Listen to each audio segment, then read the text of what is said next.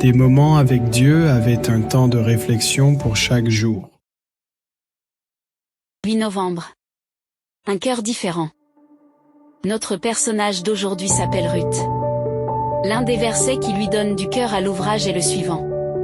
Ne me demande pas de te quitter et de me détourner de toi, car partout où tu iras, j'irai, et partout où tu vivras, je vivrai. Ton peuple sera mon peuple, et ton Dieu sera mon Dieu. Ruth 1,16. Notre protagoniste était une femme veuve originaire d'un pays païen, qui avait toute sa jeunesse devant elle pour se remarier dans son propre pays, et pourtant, elle choisit les voies des difficultés, de l'adversité et de l'aventure dans un pays qui n'était pas le sien.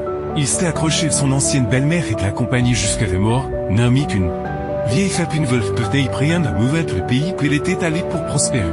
De retourne les mains vides dans sa patrie, son mari est sans enfant. Elle ne pouvait compter que sur les miséricordes de ses compatriotes, mais Ruth avait de l'effort. Elle était jeune et tout était à recommencer. Pourtant elle choisit la compagnie de Naomi et n'a pas voulu se séparer d'elle. Le feu pour le Dieu d'Israël avait commencé à brûler dans son cœur, la faute était une flamme qu'elle ne voulait pas laisser s'éteindre et sans se soucier de l'avenir. Elle s'aventurait dans une terre inconnue mais qui renfermait le crainte de Dieu. Tout lieu où les richesses abondent, la vie agréable, le repos oisif, la nourriture et la boisson, ne peut égaler la paix trouvée aux pieds de Jésus. Tout lieu où Dieu n'est pas, restera toujours vide, et toute illusion vécue continuera à laisser de l'insatisfaction dans l'âme.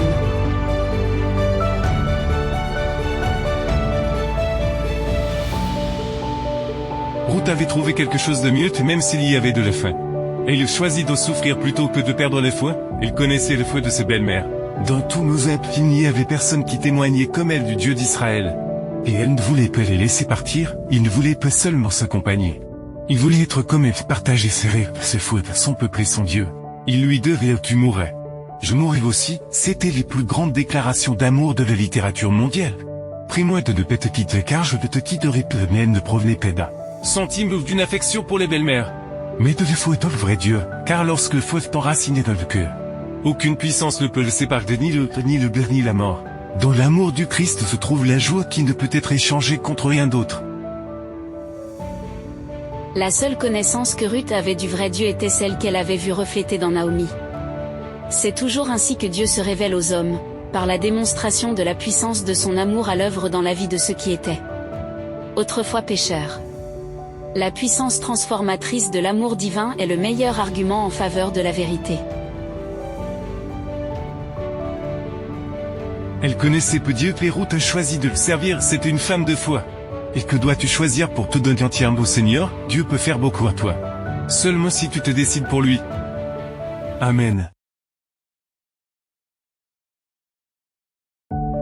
Merci pour écouter cet audio. Nous vous invitons à partager avec votre. Contactez et visitez le site web. biblewell.com